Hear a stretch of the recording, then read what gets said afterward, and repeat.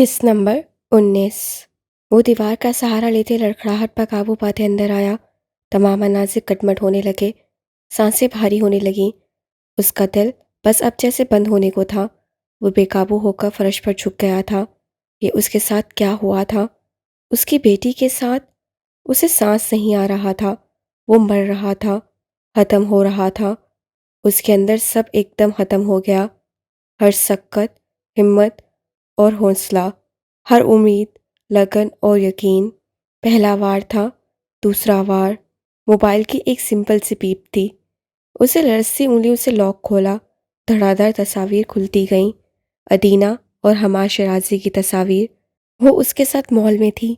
वो महंगी तरीन दुकानों पर शॉपिंग कर रही थी, रेस्टोरेंट्स में लंच कर रही थी, डांस फ्लोर पर उसकी बाहों में बाहें डाले खड़ी थी, पार्क में घूम रही थी, हंस रही थी, मुस्कुरा रही थी। फारिस वाजदान अंदर तक फना हो गया। उसकी शादीशुदा जिंदगी को आग लगाने वाला, उसकी बेटी को जान से मारने वाला दूसरा चेहरा हमार शराजी का था। आंखों में वहशत भरा जुनून लिए वह स्टाल में उठकर घर से निकला था।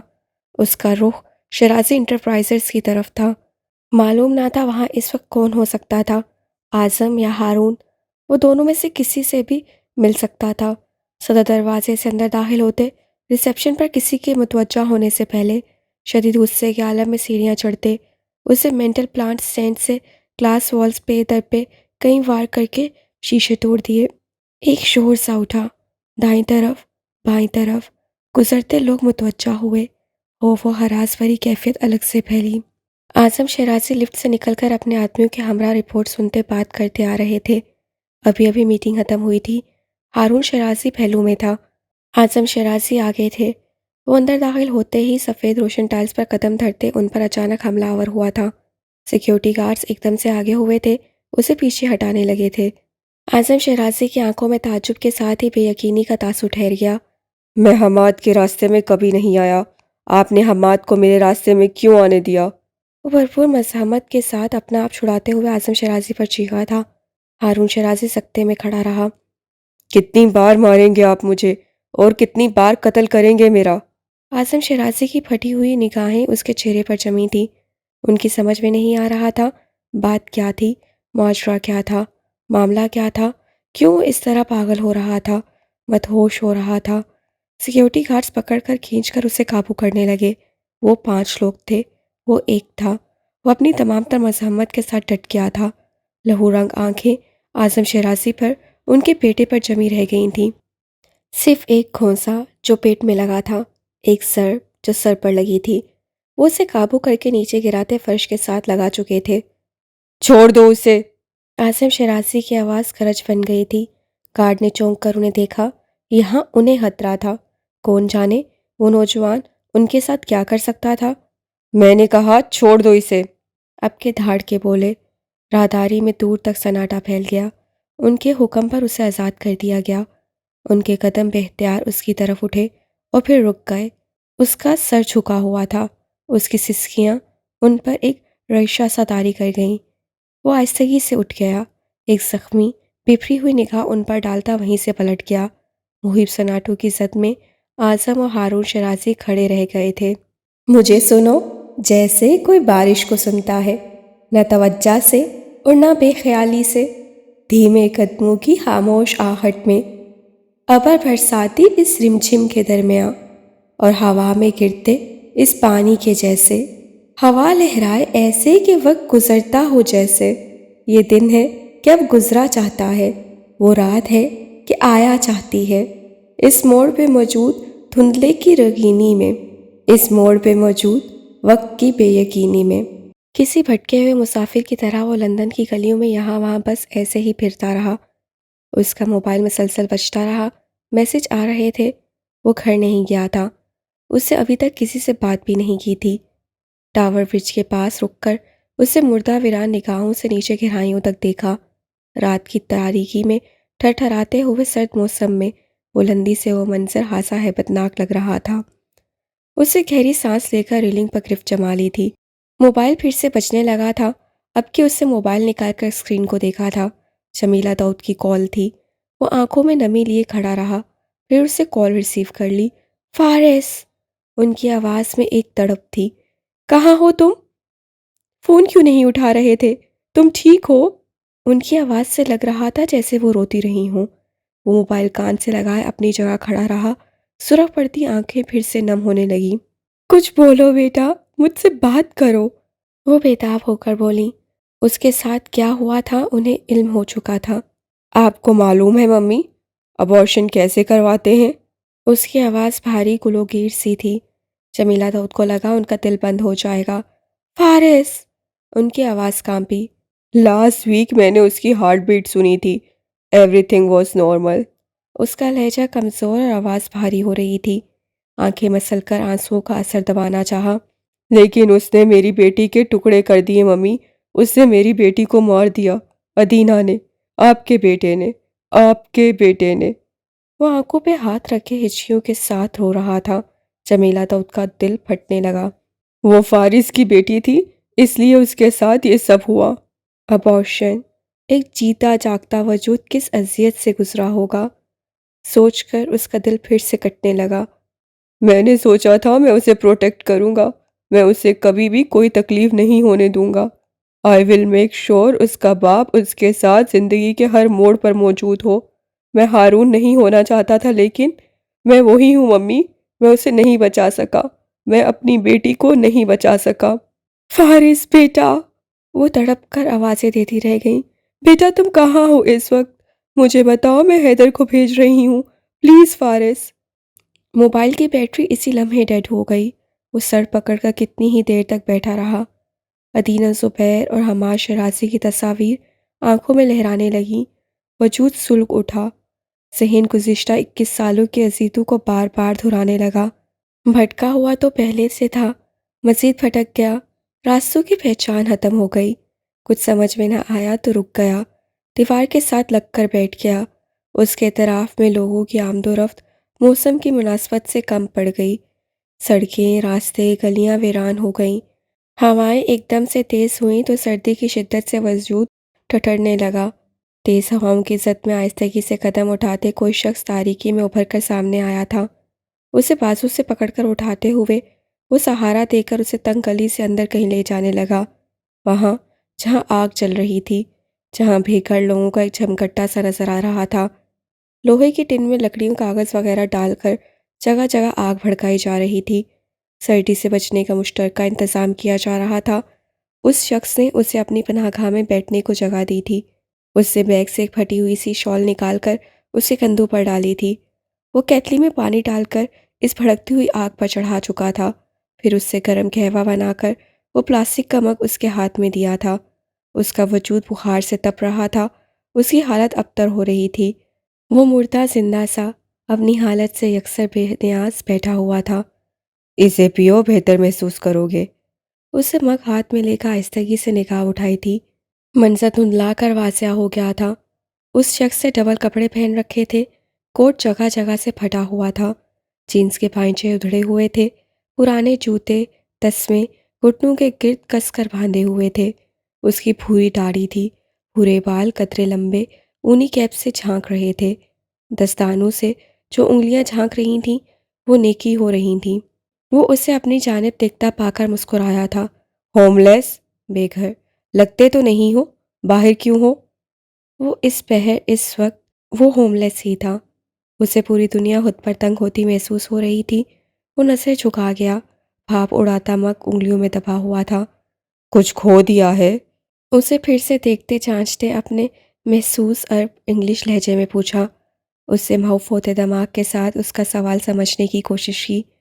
اسے اس پل خود میں اور سامنے بیٹھے اس شخص میں کوئی فرق نظر نہیں آ رہا تھا، مگر فرق تھا، ظاہری نہیں، باطنی بھی۔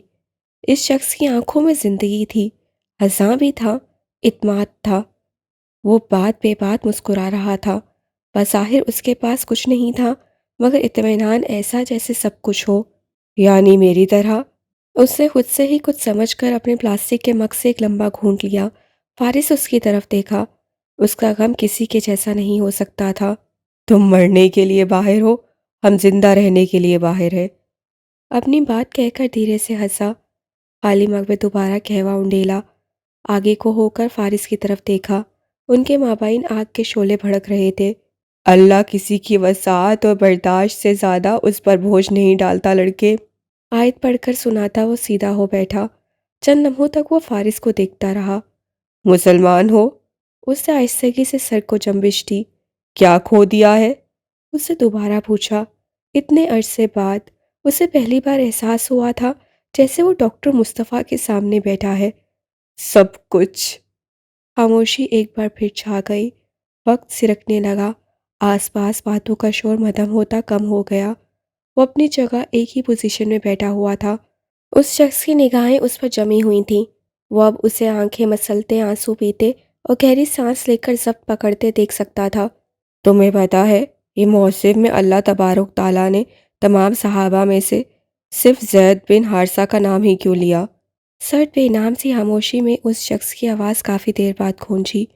وہ اینٹ پر سر رکھے کروٹ کے بل لیٹا ہوا تھا۔ سردی کی شدت سے تھرتھراتا ہوا کپ کپا بھی رہا تھا۔ نگاہیں فارس پر ہی جمی ہوئی تھیں۔ وہ ایک لمحے کے لیے بھی اس پر سے نظر نہیں ہٹا سکا تھا۔ یوں لگتا تھا وہ لمحے بھر کے لیے غافل ہوگا اور یہ نوجوان کچھ کر لے گا۔ ایسی کتاب جس میں انبیاء اور جلیل فرشتوں کے نام لیے گئے ہیں، اس میں صرف ایک صحابی زید بن حارثہ کا نام ہی کیوں؟ فارس کی آنکھوں میں ایک ویرانی سی جھلک رہی تھی۔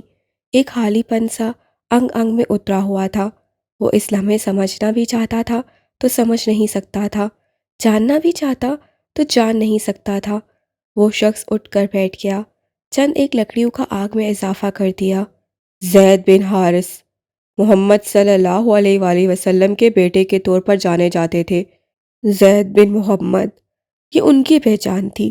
جب قرآن میں منہ بولے بیٹوں کے تعارف کے حوالے سے آیت نازل ہوئی تو ان سے یہ اعزاز چھن گیا۔ یہ جو نام کے ساتھ محمد لگتا تھا، یہ نام ہٹا دیا گیا تو یہ بات انہیں شدید غم سے دوچار کر گئی۔ دور کہیں دھند میں ہیولا سا ابھرتا دکھائی دیا۔ پھر ان کی طلاق بھی ہو گئی تھی۔ اس وقت وہ بہت مشکل سے گزر رہے تھے۔ اللہ سبحانہ و تعالیٰ نے وہ نعمتیں جو ان سے اس وقت چھین لی گئیں، ان کے بدلے میں انہیں یہ اعزاز عطا کیا۔ ان کا نام اپنی آخری عظیم کتاب میں شامل کر دیا، نام لے کر حوالہ دیا، قیامت تک پڑھی جانے والی اوابین کی، تابعین کی، اولیاء صالحین کی کتاب میں ان کا ذکر ہمیشہ ہمیشہ کے لیے درج ہو گیا۔ وہ شخص اب اس کی زخمی مردہ نگاہوں میں کوئی تاثر دیکھنا چاہتا تھا۔ جو جامود ہوا اس کے اعصاب پر طاری تھا، اسے توڑنا چاہتا تھا۔ فارس صدمے میں تھا، اس پر کوئی ضرب کام نہیں کر رہی تھی، اس کے اعصاب نرم نہیں پڑ رہے تھے، اس کی اذیت کم نہیں ہو رہی تھی۔ اسے اس کے وجود میں اپنی ذات، اپنا چہرہ، اپنا غم نظر آنے لگا۔ اللہ نے مجھے چھوڑ دیا ہے۔ اس کے لب ہلے۔ صرف وہی تو نہیں چھوڑتا۔ بہت سال پہلے ڈاکٹر مصطفیٰ نے بھی یہی کہا تھا۔ آپ نہیں جانتے میں کن حالات سے گزر رہا ہوں، تم بھی نہیں جانتے میں کن حالات سے گزر کر یہاں پہنچا ہوں۔ وہ مسکرایا تھا۔ فارس گردن مڑ کر اسے دیکھنے لگا۔ ہیولا پہلے ایک تھا، اب 2 اور 3 ہو گئے۔ سر تاریک رات میں کسی کی تلاش جاری تھی۔ اس آیت سے میں نے سیکھا ہے، زندگی میں جب بھی تم کچھ ایسا کھو دو جسے کھونے کا تصور بھی نہ کیا ہو تو جان لو تمہیں اللہ کی طرف سے کچھ ایسا ضرور ملنے والا ہے جسے پا لینے کا تم نے گمان بھی نہیں کیا ہوگا۔ چھن جائے تو صبر کر لو، ہم نہیں جانتے بدلے میں ہمیں کیا ملنے والا ہے، اس میں ہمارے لیے کیا مصلحت پوشیدہ ہے۔ روانی سے بات کرتے اب وہ اس کی آنکھوں میں دیکھنے لگا۔ زید بن حارث رضی اللہ تعالیٰ عنہ سے ایک پہچان لے لی گئی، پھر بدلے میں جو اعزاز ملا، اس سے اندازہ کر لو اللہ کتنا کریم ہے، اس کی عطائیں کتنی اعلیٰ ہیں، اس کا اجر کتنا عظیم ہے۔ وہ اپنے بندوں کے غم اور بہت سے کبھی غافل نہیں ہوتا۔ قدموں کی آوازیں زیادہ قریب سے آنے لگیں۔ فارس کی نگاہیں اس شخص پر ٹھہری رہیں۔ آپ نے کیا کھویا؟ دور کہیں سے گاڑی گزری تھی۔ گھر، وطن، ماں باپ، اولاد، خاندان، سب۔ ہم سیریا کے لوگ، ہمارے حصے میں دنیا کی ساری آزمائشیں ایک ساتھ آ گئیں۔ مسکراہٹ مزید گہری ہوئی تو سبزی مائل آنکھوں کی تلخی مزید بڑھ گئی۔ اس سے اپنی ہتھیلی کو اوپر نیچے چومتے آسمان کی طرف دیکھا۔ اللہ کریم، اللہ کرم والا ہے۔ دیارے غیر میں ایک گھر کے روپ میں سخت کڑی سردی میں وہ کھلے آسمان تلے بیٹھا، بات بات پر شکریہ اللہ کا ہی ادا کر رہا تھا۔ اس کی مسکراہٹ گہری تھی، سکون بھری۔ اس کی آنکھوں سے غم جھلک رہا تھا، صبر بھرا غم۔ اس کا خیال تھا ساری دنیا اسے ترک کر چکی تھی، مگر اس کا اللہ ابھی بھی اس کے ساتھ ہی تھا۔ وہ اسے ابھی بھی اپنی آنکھوں میں لیے ہوئے تھا۔ جانے ایسا یقین، اعتماد اور مثبت سوچ وہ شخص کہاں سے لایا تھا؟ اپنے 5 نوجوان بچوں کو کھونے کے بعد بھی وہ بھٹکا نہیں تھا۔ اس کی اولاد تو ابھی اس دنیا میں آئی بھی نہیں تھی، ابھی تو اسے دیکھا یا چھوا بھی نہیں تھا۔ اگر اس کا دل صرف تصور سے پھٹ رہا ہے تو وہ سب کچھ آنکھوں سے دیکھ لینے کے بعد بھی اتنے صبر میں کیسے بیٹھا ہوا ہے؟ اتنا سب کچھ کھو دینے کے بعد آپ کو کیا ملا؟ بوڑھا چند لمحوں تک اسے دیکھتا رہا۔ مجھے اللہ ملا ہے، اس سے کہا۔ پہلے میں ایک عیسائی تھا، اب میں ایک مسلمان ہوں۔ فارس و اجدان کی منجمد نگاہیں اس کے چہرے پر ٹھہری رہیں۔ اسے ہاتھ بڑھا کر اس کا کندھا تھپ تھپایا، یوں جیسے تسلی دی ہو۔ یہ وقت بھی گزر ہی جائے گا۔ خاموشی ایک بار پھر چھا گئی۔ کتنی ہی دیر تک فارس اسے دیکھتا رہا، پھر اس کے لبوں میں جنبش ہوئی۔ میں آپ کے جیسا نہیں ہوں، میں یہ سوچ نہیں سکتا کہ مجھے میرے گمان سے بڑھ کر کچھ ملے گا۔ میں یہ سوچ رہا ہوں مزید مجھ سے کیا چھین لیا جائے گا۔ اس کی آنکھیں مکمل طور پر نم ہو چکی تھیں، وہ مایوسی کی اتھاہ گہرائیوں میں اترا ہوا تھا۔ تم شیطان کو خود پر حاوی ہونے دے رہے ہو۔ یہ شیطان نہیں، یہ میں ہوں، یہ میں ہو چکا ہوں۔ بوڑھے نے تعصب بھری نگاہوں سے اسے دیکھا۔ آزمائش مومن کے لیے آتی ہے، شیطان بنانے کے لیے نہیں۔ فارس واجدان کے اندر باہر ایک دم سے خاموشی چھا گئی۔ ایک دن تمہیں اندازہ ہوگا میں کتنا درست تھا، تم کتنے غلط تھے، اس وقت جب تمہیں تمہارے حصے کا انعام ملے گا۔ میرے حصے میں ایسا کچھ نہیں ہوگا۔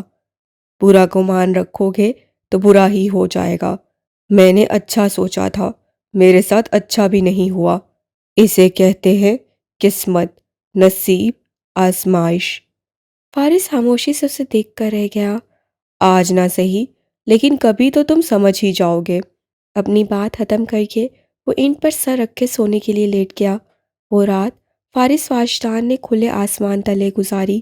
ماں سوائے اس کے وہاں سبھی سکون سے بیٹھے تھے، لیٹے تھے، پڑے تھے۔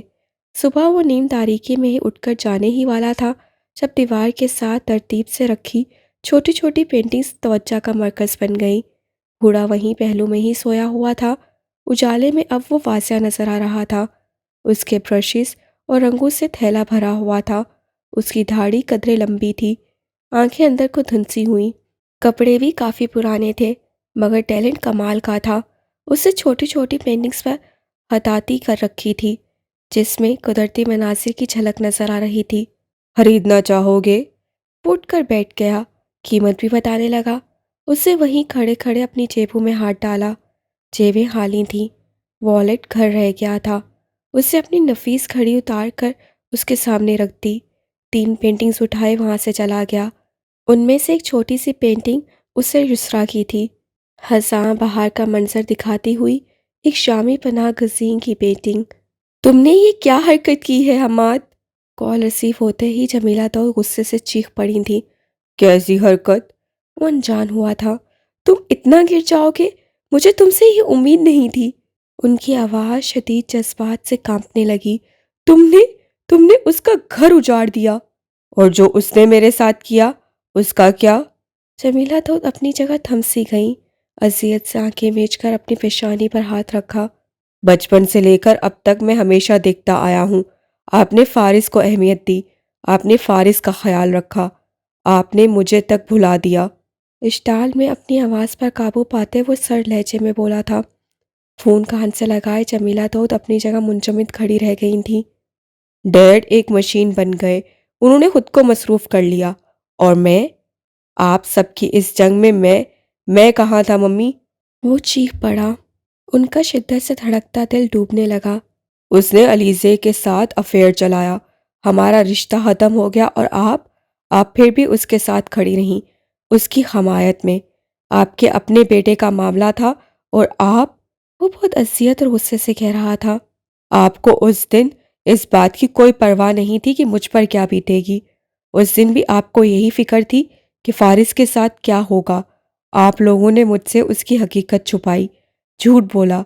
جب وہ سارا وقت ہی ہماری زندگیوں میں تھا تو آپ سب یہ کیوں کہتے رہے کہ وہ نہیں ہے؟ تم مجھے قصوروار ٹھہرا رہے ہو؟ ان کے لمبوں میں جنبش ہوئی۔ وہ سب کیے چپ رہا۔ اور اپنا موازنہ فارس سے کر رہے ہو؟ ان کی آواز اب کپ کپا رہی تھی۔ وہ ہمارے گھر آیا تو اس وقت 5 سال کا تھا۔ تمہارے ڈیڈ اسے چھوڑ کر چلے گئے۔ تمہارے دادا نے اس کا سر نیم بدل دیا، اس کی پہچان بدل دی، اسے گمنام کر دیا۔ اس کے پاس تو کوئی رشتہ ہی نہیں ہے، مگر تمہارے پاس تو سب کچھ ہے حماد۔ تمہارے ڈیڈ، دادا، کوئی نہیں ہے میرا۔ آپ سب مجھے بے وقوف بناتے رہے۔ بپھر کر بولا، کس چیز کی کمی ہونے دی ہم نے؟ انہوں نے حیثیت سے پوچھا۔ میں پہلی بار فارس کو چھوڑ کر گئی تھی تو وہ تمہاری وجہ سے۔ تم امریکہ میں تھے، میرے بعد اس پر کیا گزری تمہیں کوئی اندازہ نہیں۔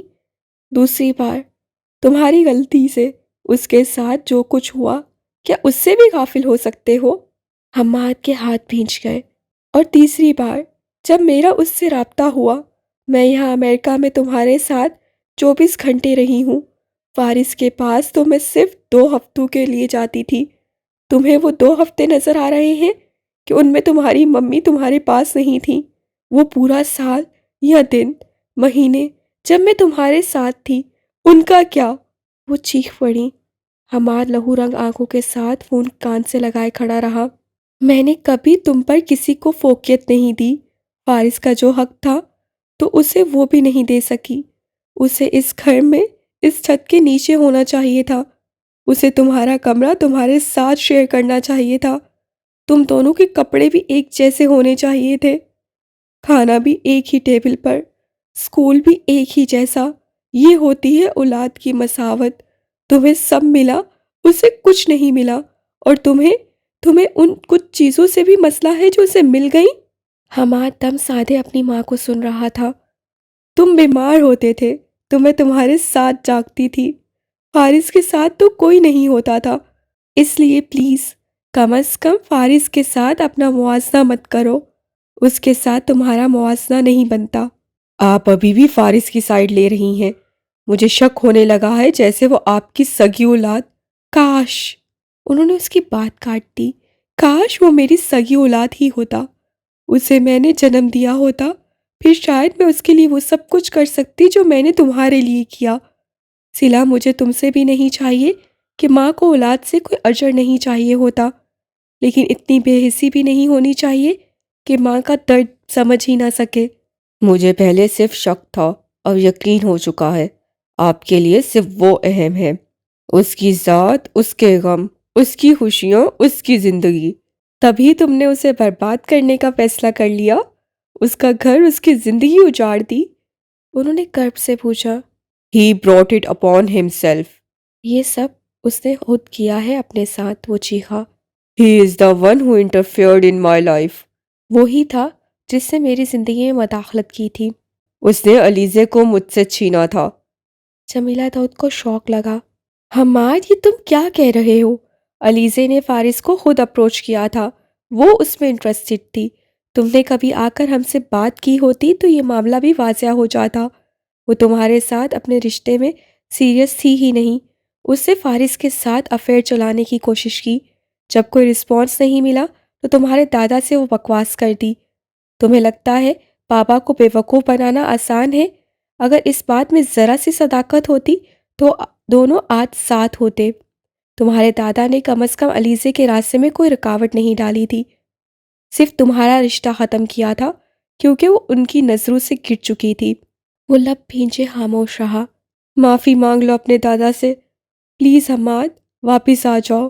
دادا نے دھمکی دی ہے، گھر سے نکالا ہے، ایسے تو پھر ایسے ہی صحیح۔ ایک غلطی کر چکے ہو، دوسری مت کرو، انہوں نے روتے ہوئے سمجھانا چاہا۔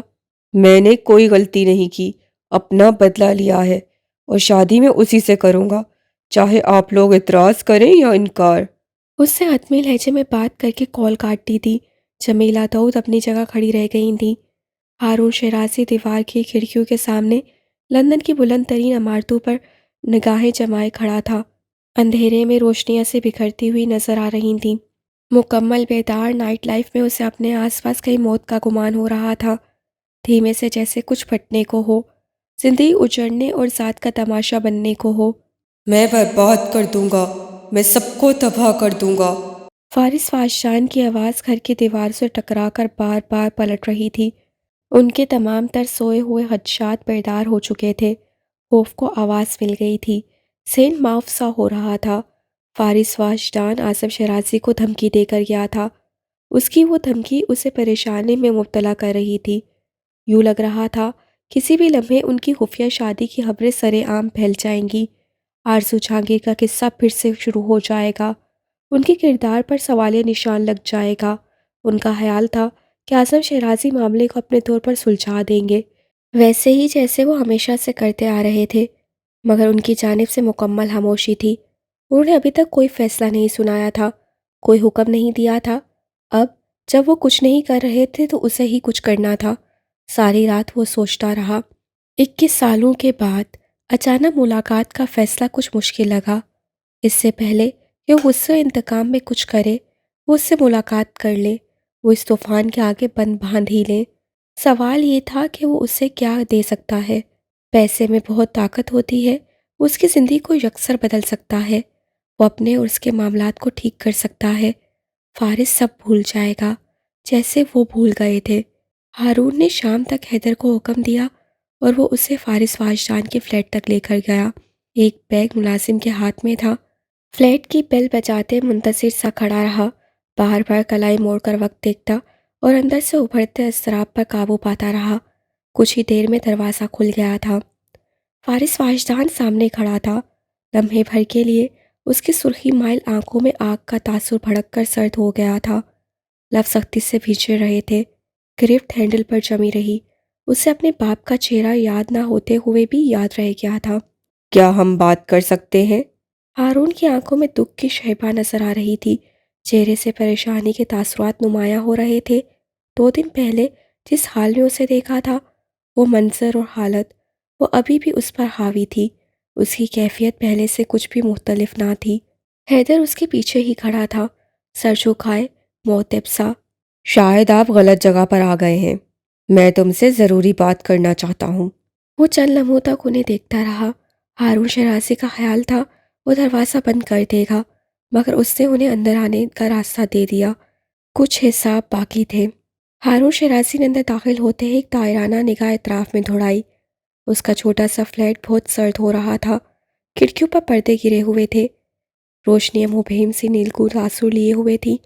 فلیٹ تقریباً خالی تھا، بس لاؤنج میں 2 صوفے رکھے نظر آ رہے تھے۔ وہ جینس پر ہلکے رنگ کا سویٹر زیب تن کیے اپنی سرخ اور متورم آنکھوں کے ساتھ سامنے بیٹھ گیا تھا۔ اس کی آنکھوں میں شناسائی کی کوئی رمق نہیں تھی، کوئی شکوہ، نہ کوئی شکایت، نہ گلہ۔ رویہ ایسا جیسے وہ کسی اجنبی کے سامنے بیٹھا ہو، کوئی انجان شخص بس ایسے ہی اس کے گھر کے اندر آ گیا ہو۔ مجھے بہت دکھ ہے جو تمہارے ساتھ ہوا۔ ہارون نے گفتگو کا آغاز کیا۔ وہ سر تاثرات کے ساتھ چپ چاپ بیٹھا رہا۔ حماد نے جو کیا اس کی میں تم سے معافی مانگتا ہوں، یہ بہت غلط حرکت تھی۔ ہارون نے مزید کہا۔ چلتی ہوئی آگ میں فارس فاشان کو کھڑا کر دیا گیا۔ میں تمہارے اس نقصان کو کمپنسیٹ کرنا چاہتا ہوں۔ اشارہ ملتے ہی ملازم نے اس کے سامنے پیسوں سے بھرا ایک بیگ رکھ دیا۔ شعلوں کی تپش اب وجود سے آنکھوں میں اتر آئی تھی، لب باہم پیوست رہے۔ وہ اجنبی نگاہوں سے انہیں دیکھتا رہا۔ وہ اس کی نگاہوں کے تاثر سے کچھ جذبس ہوئے۔ اس سے ابھی تک کچھ نہیں کہا تھا، مگر وہ اسے سننا چاہتے تھے۔ کوئی مطالبہ، کوئی اعتراض، شکوہ، کوئی بات ہی صحیح، تاکہ وہ کھل کر اس کے سامنے اپنی آفر رکھ سکے، مگر اس سے لفظ ہی رکھے۔ اس کی خاموشی نے ہارون کا اضطراب بڑھا دیا۔ میں چاہتا ہوں تم یہ سب بھول کر موو آن کر جاؤ، میں ہر طرح کے تعاون کے لیے تیار ہوں۔ وہ اسے فائنینشلی سپورٹ کرنے کی بات کر رہے تھے، بھاری رقم اور بزنس کی آفر دے رہے تھے۔ وہ اس کا آخری دم تک ساتھ دیں گے۔ ان کے تمام دعووں میں ولادت کا ذکر کہیں نہیں تھا۔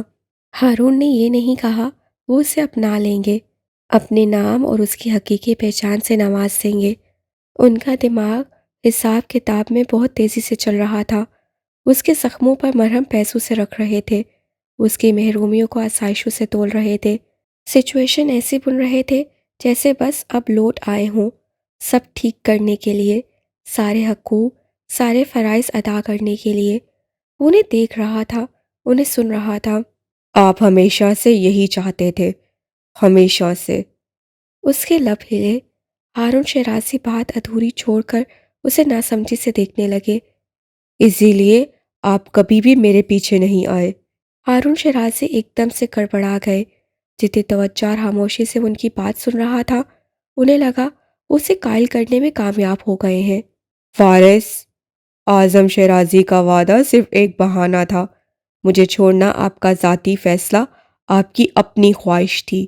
ہارون شیرازی اپنی جگہ تھم گئے۔ ان کا پورا وجود جیسے کسی آئینی شکنجے میں جکڑا گیا ہو۔ جس گفتگو سے وہ بچنا چاہ رہے تھے وہ شروع ہو چکی تھی۔ جس معاملے کو وہ 21 سال پہلے دفن کر چکے تھے وہ پھر سے زندہ ہو رہا تھا۔ وہ یہاں اس لیے نہیں آئے تھے، اس بحث میں پڑھنے، ان سوالات میں الجھنے نہیں آئے تھے۔ ان کا سر بے اختیار نفی میں ہلا۔ فارس، ایسا نہیں ہے، ایسا ہی ہے۔ اس کی کاٹدار آواز سناٹے میں گونج کر رہ گئی۔ فارس، میں بہت مجبور تھا۔ تم اس وقت بہت چھوٹے تھے، تم شاید نہیں جانتے، لیکن تمہارے دادا نے۔ وہ شروع ہو گئے۔ فارس واجدان کی خاموش نگاہیں ہارون شیرازی کے چہرے پر ٹھہری رہ گئیں۔ وہ خود کو بری الذمہ کرتے ہوئے کسی معاہدے کا حوالہ دے رہے تھے۔ وہ اسے دادا کے فیصلوں سے آگاہی دے رہے تھے۔ وہ کتنے مجبور، بے بس اور لاچار تھے، انہیں نہ چاہتے ہوئے بھی اسے چھوڑنا پڑا تھا، اور وہ خاموش ویران آنکھوں سے اپنے باپ کو دیکھ رہا تھا۔ ہارون شیرازی کی تحریر بالکل صاف تھی۔ ان کے نامہ اعمال میں کسی ظلم کا حوالہ نہیں تھا، حقوق اور فرائض کی کوئی بات نہیں تھی۔ ذکر صرف ایک مجبوری کا تھا۔ وہ ہر الزام سے بری تھے۔ جو بھی ہوا تھا اعظم شیرازی سے ہوا تھا۔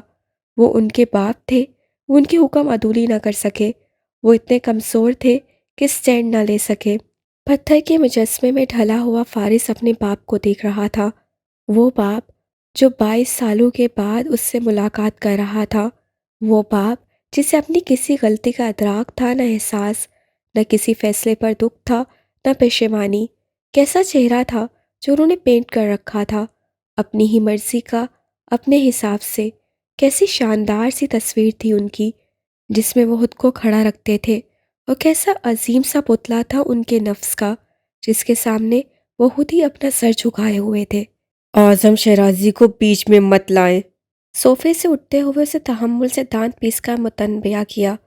جس طرح میں اس وقت آپ کے اور اپنے بیچ کسی کو نہیں لا رہا، آپ بھی مت لائیں۔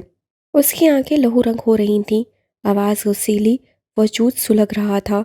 فارس، مجھے سب سے پہلے ملازم کا بیٹا آپ نے کہا تھا۔ مجھے یتیم سمجھ کر میرے سر پر پہلا ہاتھ آپ نے رکھا تھا۔ میری آواز سن کر کال آپ نے کاٹی تھی۔ مجھے بازو سے پکڑ کر خود سے الگ آپ نے کیا تھا۔ اس کی مضبوط آواز میں بے انتہا درد اور غصہ جھلک رہا تھا، کرب اور شدت نظر آ رہی تھی۔ وہاں کوئی اعظم شیرازی نہیں تھا، وہاں کوئی اعظم شیرازی کبھی نہیں تھا۔ وہ حلق کے پل چیخا۔ ہارون شیرازی کو اپنے اندر سب فنا ہوتا ہوا محسوس ہوا۔ فیصلہ آپ کے باپ نے کیا، آپ نے ایک باپ ہو کر کیسے مان لیا؟ اس سے دھرشتی سے پوچھا۔ وہ لاجواب ہو گئے۔ اتنے سرد ماحول میں انہیں اپنی ہتھیلیاں بھیگتی ہوئی محسوس ہوئیں۔ ڈر تھا جائیداد سے آنکھ نہ کرتے، محبت جائیداد سے تھی، جائیداد کے لیے مجبور ہوئے۔ جس آئینے میں وہ اپنا عکس دیکھتے تھے ٹوٹ کر چور ہوا، اس کے ٹکڑے روح کے اندر گہرائیوں تک اترتے گئے۔ کیا مجبوری میں اولاد کا قتل جائز ہے؟ اسے چھوڑنا، اسے بھولنا، اس کی ذمہ داری سے ہاتھ کھینچ لینا بھی؟ وہ پھنکارا۔ کیا کہہ رہے تھے آپ؟ بیٹے کی غلطی، اعظم شیرازی کا فیصلہ۔ میرے ساتھ ان 21 سالوں میں جو کچھ بھی ہوا ہے اس کے ذمہ دار صرف آپ ہیں۔ میرے ہر دکھ اور ہر غم کی وجہ آپ ہیں۔ میری بیٹی کی جان آپ کی وجہ سے گئی ہے۔ وہ گھٹیا لڑکی مجھے میرے منہ پر ناجائز کہہ کر گئی، آپ کی وجہ سے۔ اور آپ کو لگتا ہے آپ سے کبھی کوئی غلطی نہیں ہوئی ہے؟ اپنے ضمیر کے ٹوٹے ہوئے آئینے میں اپنا بکھرا ہوا عکس دیکھتے، اندر کی جنگ لڑتے، کٹتے مرتے ہوئے وہ کس قدر کوشش سے اپنی جگہ سے اٹھ کھڑے ہوئے۔ ان کی سالہ سال سے بند آنکھیں کھل گئی تھیں۔ اور آج آپ کو میرا ایک نقصان نظر آیا اور آپ اسے کمپنسیٹ کرنے چلے آئے ان پیسوں سے۔ آنکھیں سلگ اٹھیں۔ آپ کو کیا لگا میں بھی آپ کے جیسا ہوں؟ پیسہ دیکھ کر اولاد کا غم بھول جاؤں گا؟ آپ کی غلطی، آپ کا ظلم بھول جاؤں گا؟ اس کے الفاظ چپاک تھے، ان کا وجود لہو لہان ہو گیا۔ وارث بیٹے، وہ ایک دم سے بے اختیار ہو کر آگے بڑھے۔ میرا نام مت لیں۔ اس نے ضبط کر کے پیچھے ہٹتے ہوئے انہیں روکا، ہاتھ بڑھا کر ایک فاصلہ قائم رکھنے کی تاکید کی۔ اور مجھے پلیز بیٹا مت کہیں، یہ حق صرف میرے باپ کا تھا اور میرا باپ مر چکا ہے۔ ان کا دل پھٹنے لگا۔ 21 سال پہلے مجھے آپ کی ضرورت اور چاہت تھی، پھر میں نے آپ کو مار دیا۔ میں نے 6.5 سال کی عمر میں اپنے اس ذہن میں آپ کو ایک نہر میں گرا کر مار دیا، پھر پہاڑ سے گرا کر مارا، پھر ایکسیڈنٹ میں۔ ان کی سانسیں تھم گئیں، آنکھوں میں ایک کرب سا جھلکنے لگا۔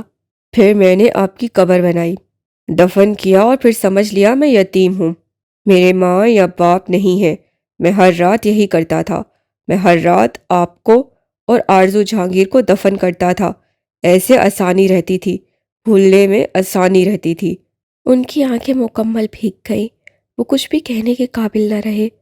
میں نے آپ کو اندر آنے دیا، سوچا سن لوں اعظم شیرازی کا بیٹا آج مجھ سے کیا کہنے والا ہے۔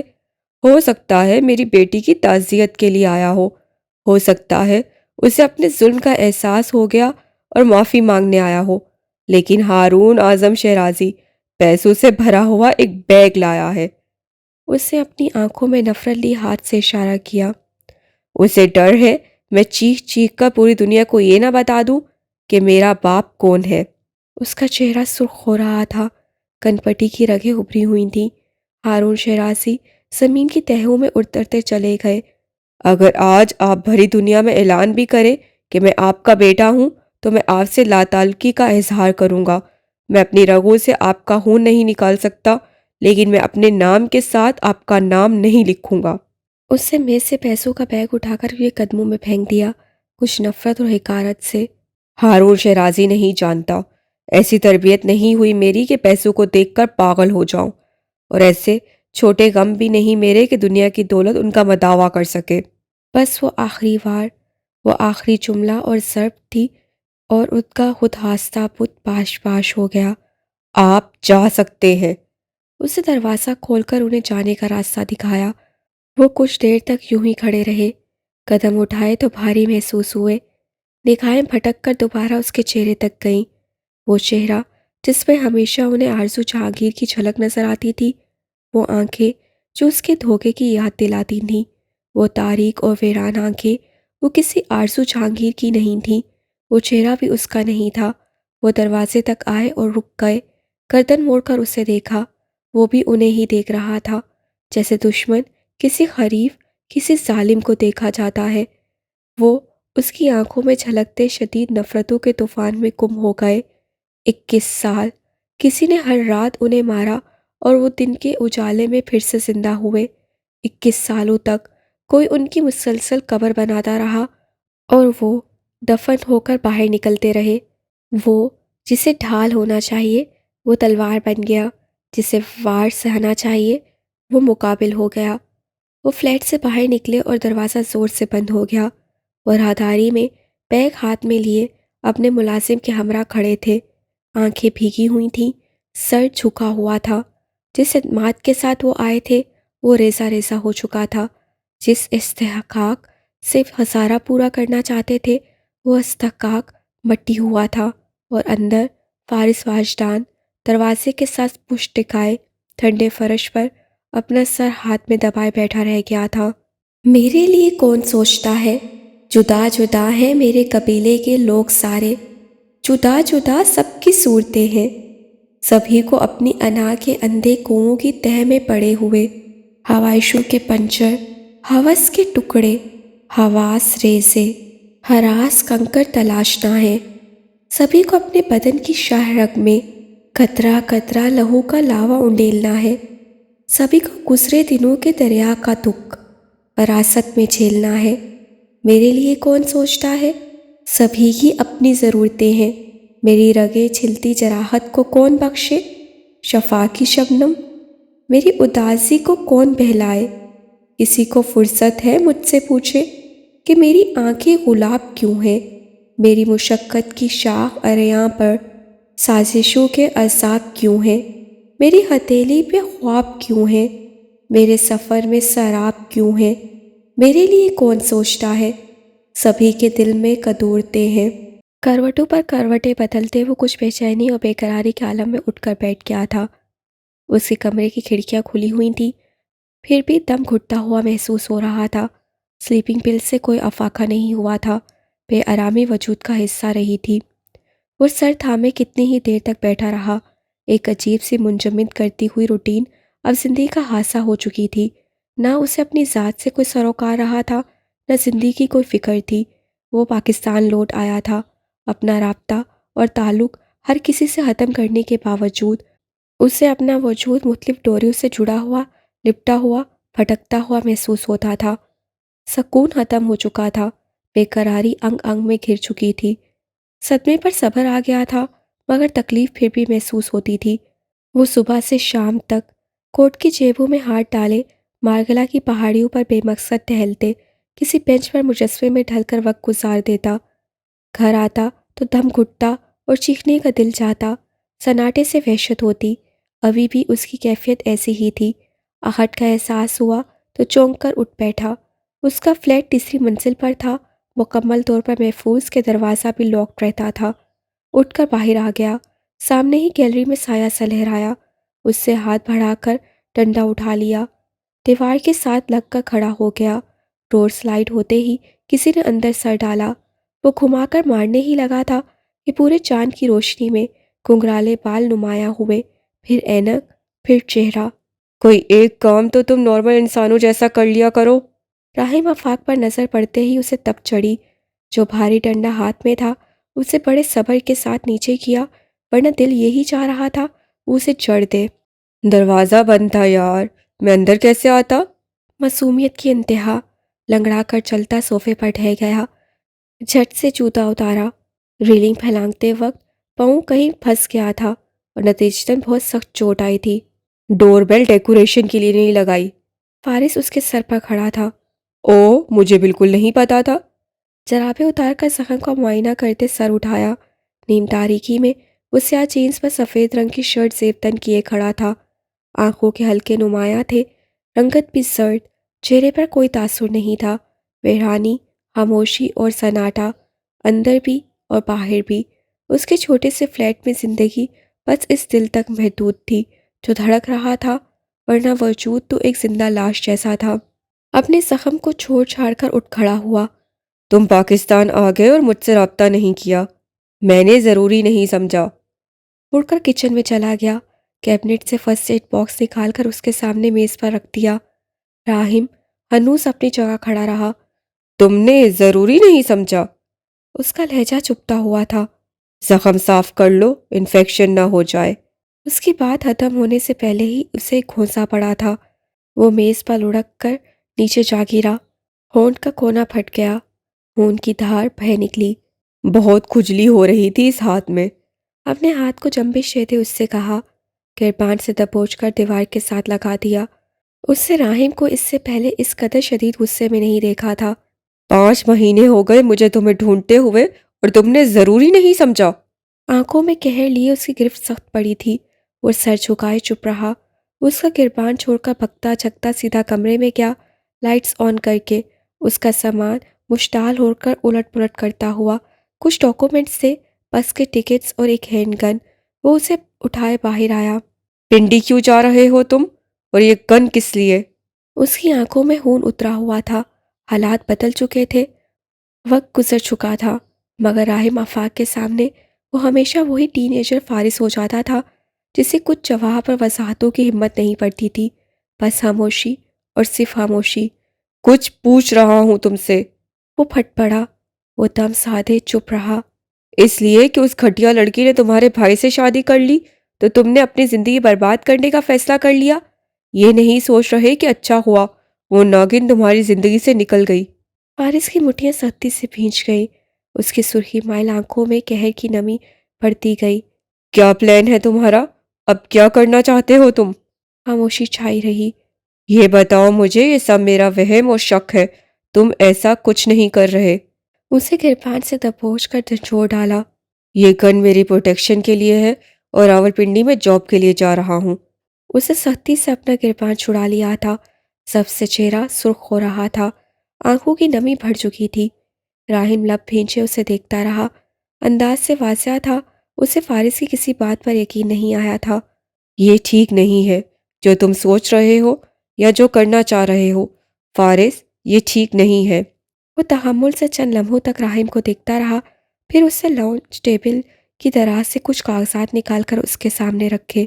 اپوائنٹمنٹ لیٹر اسے پنڈی سے موصول ہوا تھا، جس کمپنی کی طرف سے اس کمپنی کا نام بھی لکھا تھا۔ اس کی لائسنس شدہ گن پچھلے 5 ماہ سے اس کے پاس تھی۔ یہ وقت کافی تھا کسی بھی حملہ کرنے، کسی کی جان نکالنے کے لیے بھی۔ شاید تم نہیں جانتے، تمہارے صاحب کا پوتا اپنی بیوی کے ساتھ لندن میں ہے۔ راہم کے اندر کے تمام خوف اور خدشات جھاگ کی طرح بیٹھ گئے۔ اپنے چہرے پر ہاتھ پھیرتے اسے گہری سانس لے کر اپنے اعصاب پر قابو پانے کی کوشش کی تھی۔ وہ پھر اس کی طرف متوجہ ہوا تھا۔ لندن میں وہ جتنا عرصہ اس کے ساتھ رہا، ہمیشہ سوال نظر انداز کر کے وضاحتوں کو چھپا لیا کرتا تھا، سن کر انسنی کرتا ہوا۔ کوئی کیا سوچتا ہے اس سے بے پرواہ نظر آتا ہوا، مگر پہلی بار اس سے راہم افاق کو کوئی وضاحت دی تھی۔ تمہارے ساتھ جو کچھ بھی ہوا اس کا مجھے بہت افسوس ہے، لیکن مجھے نہیں ہے، میں یہ سب ہی ڈیزرو کرتا تھا۔ اس کے ویران آنکھوں میں زندگی کی رمق نہ رہی تھی، اس کے چہرے سے مسکراہٹ ختم ہو چکی تھی، اس کے دل میں اب کوئی احساس نہ تھا۔ راہم چند لمحوں تک اسے دیکھتا رہا، وہ اس کے بھائیوں جیسا تھا، اس کی تکلیف ہمیشہ اسے عجیب سا دکھ دیتی تھی۔ یہاں تم غلط ہو، اسے گلے سے لگاتے ہوئے پشت تپتپائی۔ تم بس یہی ایک موقع ڈیزرو کرتے ہو جو میں نے تمہیں مارا ہے۔ فارس کے لبوں پر تلسی مسکراہٹ ابھر کر معدوم ہو گئی۔ بہت بھوک لگی ہے یار، تمہارے پاس کچھ کھانے کو نہیں ہے؟ الگ ہو کر وہ کچن کی طرف بھاگا، فریزر کھول کر نگاہ دوڑائی، ایک ہاتھ میں جوس پکڑا، دوسرے سے سالن کا بول نکالا۔ روٹی منگوا دو، بس صبح سے کچھ نہیں کھایا۔ جم کر میز پر بیٹھ گیا، گہری سانس لیتے فارس سے کوٹ اٹھایا اور باہر نکل گیا۔ جوس پیتے ہوئے راہم کی نگاہیں اس ہینڈ گن پر ٹھہری رہیں جو لانچ کی ٹیبل پر رکھی تھی اور جس پر پورے چاند کی روشنی پڑ رہی تھی۔